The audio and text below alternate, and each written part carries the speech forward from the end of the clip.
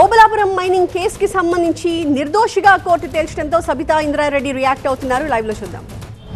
ఏ తప్పు చేయకపోయినా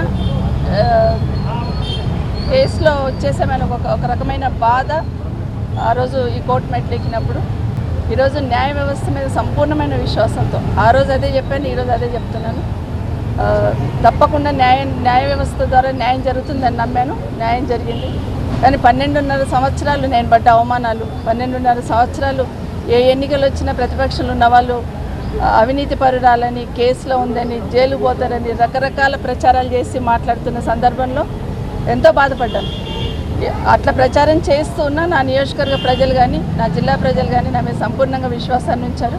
నా నియోజకవర్గ ప్రజలైతే ఎన్ని రకాలుగా మాట్లాడినా, ఈ కేసులను ముందు పెట్టి రాజకీయంలో ప్రచారం చేసినా కూడా నమ్మకుండా నన్ను గెలిపించున్నారు. నా నియోజకవర్గ ప్రజలకు కానీ, నా జిల్లా ప్రజలకు కానీ.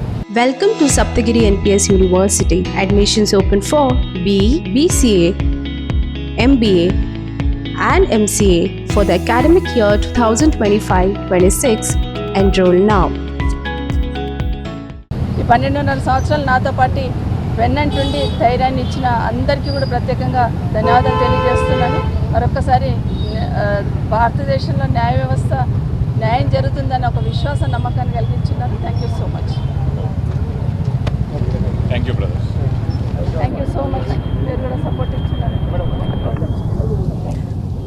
స్వాతి సబితా ఇంద్రారెడ్డి రియాక్షన్. 12 ఏళ్ల పాటు ఎన్నో అవమానాలు ఎదుర్కొన్నాను, అవినీతి పరురాలు అనే ముద్రని మోస్తూ ఇన్ని సంవత్సరాల పాటు తాను భరించాల్సి వచ్చింది. ఎట్టకేలకు తనను నిర్దోషిగా తేల్చడంతో న్యాయ వ్యవస్థ మీద తనకు నమ్మకం పెరిగింది అన్నారు సబితా ఇంద్రారెడ్డి.